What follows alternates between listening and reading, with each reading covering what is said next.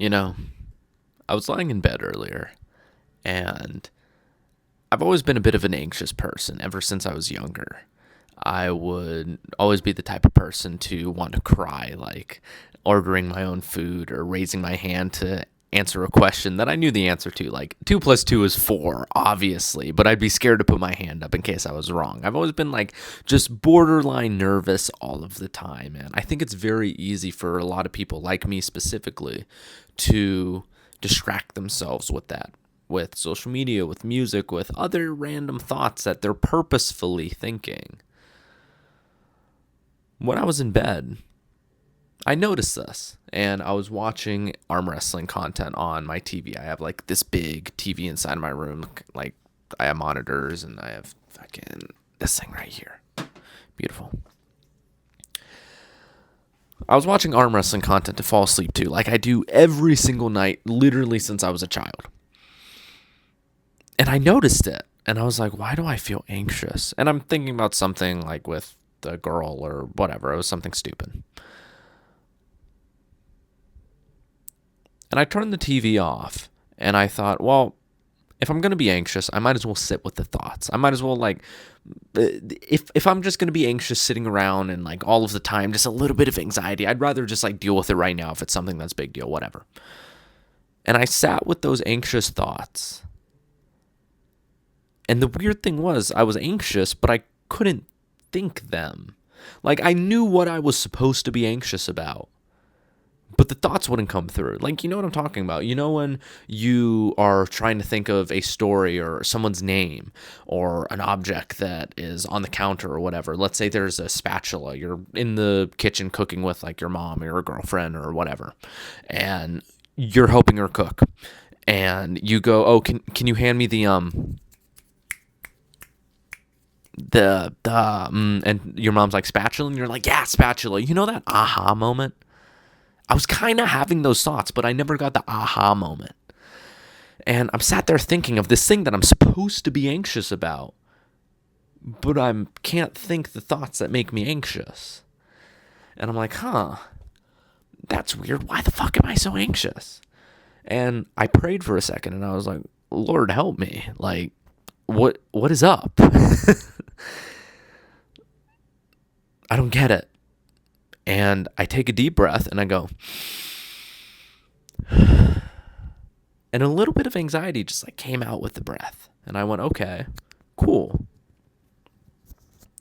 Then I did it again, and a little bit more anxiety came out. And then I did it again, and a little bit more came out. And I was like, okay, that's interesting.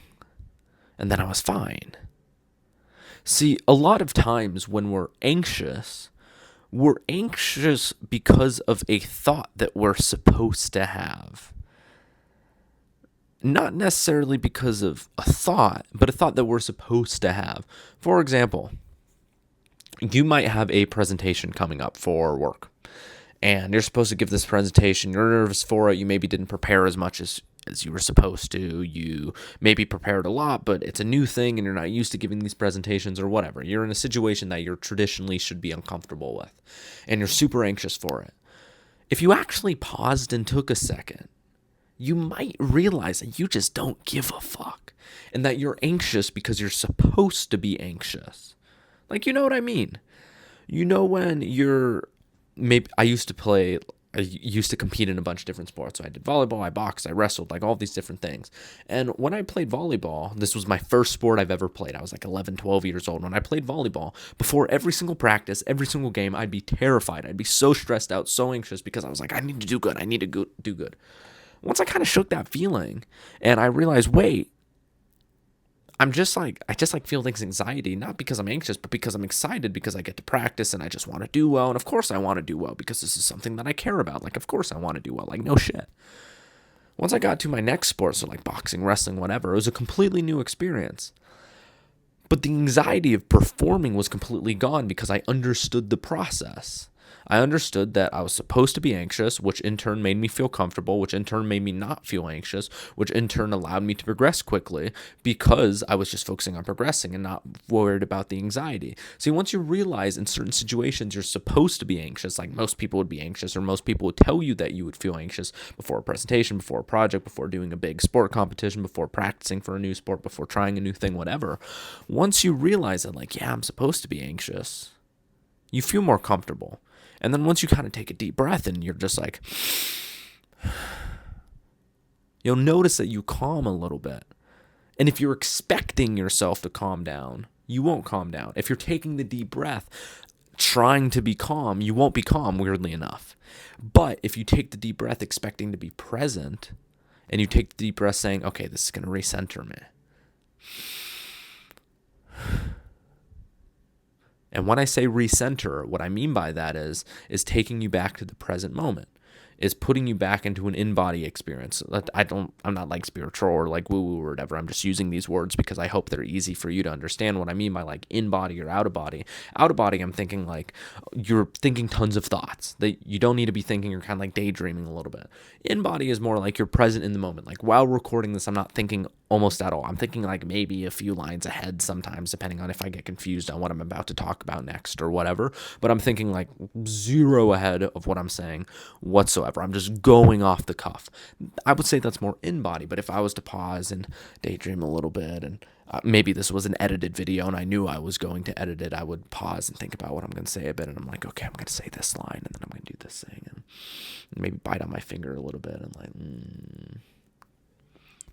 I'm fantasizing, I'm thinking, then that's like an out-of-body experience. That's something that I'm not present with.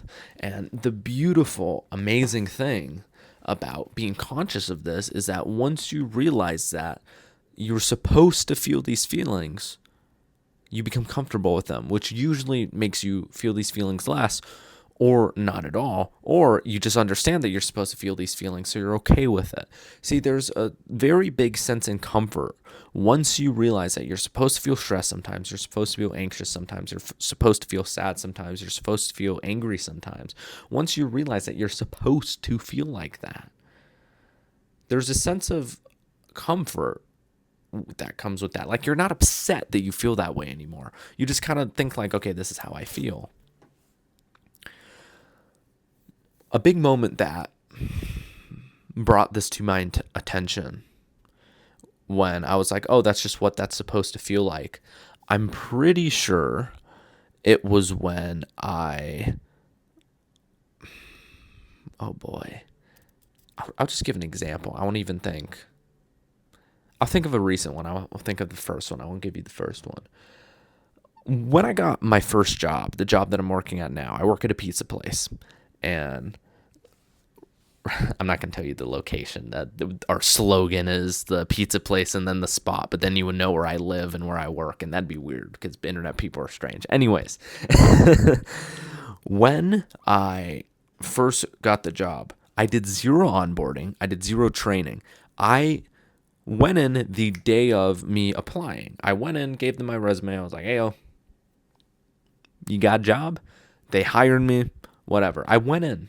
The owners were on vacation for 2 weeks before I had applied. That place was packed to the brim. They put me on the register. I had to deal with money. I had to deal with orders. I know zero about the menu. I know zero about how to use their POS system, which is like the system on the register, like the actual software that has the buttons that you press. Zero of how to do any of that. I know absolutely nothing. And I was stressed. I was like, yo, what the fuck? Like, am I going to get fired my first day? Like, what the fuck? And then I paused. And then during it, I realized, okay, I have zero training, zero background in this, no zero of what I'm doing. I'm supposed to feel stressed and anxious right now. And right after that, after about an hour of like a 5-6 hour shift, whatever, I realized that I'm not stressed anymore because I'm supposed to feel stressed, because I'm not supposed to know what the fuck I'm doing. So all of the pressure got taken off me. The pressure got put somewhere else. And a lot of people, they'll shift blame to someone else or something else out loud. They'll say, oh, well, Catherine told me to press this button, so I pressed that button, even though it was wrong, so I made the wrong decision, but Catherine told me to, and I didn't know better. No, no, no, no, no. If your boss asks you, why was the order wrong? And you say, oh, because I pressed that button. You know in your head, oh, it's because Catherine told you. And if they then ask, well, why do you push that button? You can say, well, I didn't know what to do and I asked Catherine and Catherine told me to push that button. Then that's fine. But if you just outright say, oh, well, Catherine told me to, then you're a bit of a bitch. Then you're placing the blame onto someone else. You're allowing yourself to stay stressed.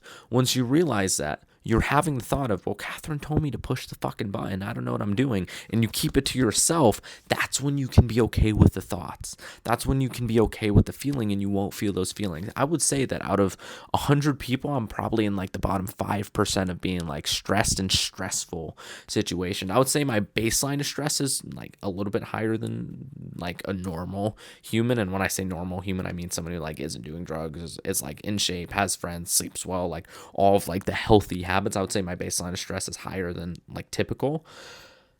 But when it comes to actual like stressful situations where most people spike, I would say I don't spike at all. I would say that my level of stress is almost always the same, which is both a blessing and a curse, depending on what I'm doing. Hanging out with my girlfriend, going for a peaceful walk through the woods, probably not ideal to be a little bit stressed.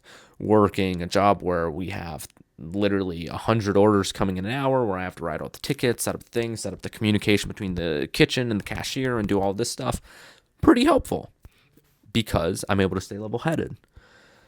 Your stress is a superpower depending on what it is. It's like different character classes. For me, for example, my baseline of stress stays the same. For you, it might be spikes and then low and then spike and then low, or it might be always high or it might be always low. It doesn't matter.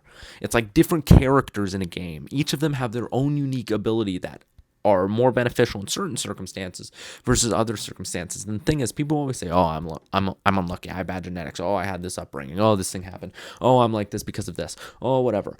I'm not going to tell you that you're wrong. I fucking find it retarded when people are like, oh, well, just fucking just change who you are. Yes, you can pick who you are to a certain degree, and that takes a long time. But if you understand that you are a certain way, at least right now, and you don't plan on changing it for a while, or you know you're not going to be able to change the way that you are for a while, just roll with how you are and understand this is how you function and do the things that are required in order to make yourself as dangerous as possible at the things that you're doing. And I say dangerous in a very loose sense. I say dangerous as in like you're as high performative as possible. You give yourself the highest likelihood of success in whatever thing you're doing.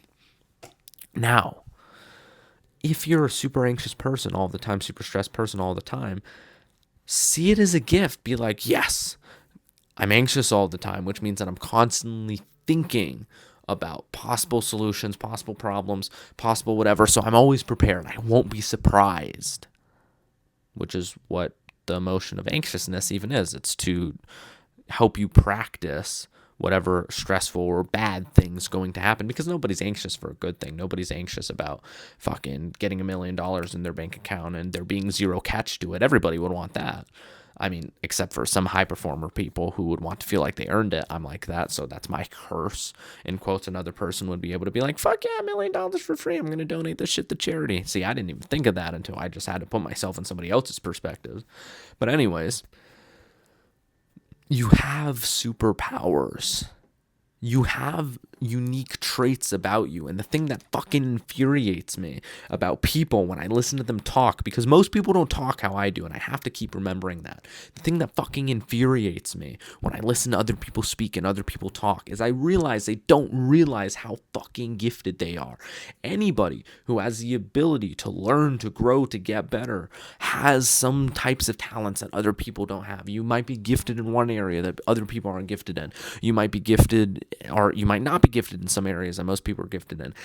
You might be a complete fucking retard, but you're really good at the bongos, the bangos, whatever they're called, the little drum things. That's a skill, and you can do something with that. And the thing is, you can do it in a way that helps people. That's the fucking beauty of being a human being, is that you have fucking superpowers that can be used to benefit the whole civilization as a whole. There are people who can speak on camera and touch millions of people and get them to be better. That's the type of person that I want to be. Maybe I'm wrong. Maybe I'm not that type of person. We'll fucking find out in a couple years' time. But there are people who can build things and put together complicated circuits and create software and forge AI in order to do this complicated tasks that no one else could think of. They could think of this new theoretical equation that explains gravity in a way that it was never explained before. People can do that. People can fold envelopes really well. So the news, or not the news, the post station, whatever it's called, the place where all the envelopes are stored, whatever the fuck. The post station can be slightly more efficient. So maybe over the long enough time horizon, they get some benefits, and then those benefits lead to people being helped because the post station is doing well. The government gives them extra funding, and if they get extra funding, then they get benefits, so like insurances, and then one of the employees, their daughter might get cancer, but their insurance covers it, and then their daughter's fine over a couple of years because they get the treatment that they need, because otherwise they wouldn't be, whatever. You have to think everything has a purpose. Nothing fucking happens on accident. Everything happens on purpose. When, objectively thinking, when was the last time something happened on accident? And I'm not saying like, you dropped the plate at your job, or you dropped the plate while making dinner at home, or whatever. No. You let go of the plate. The plate fell on purpose. The plate wasn't just like, I'm gonna jump now.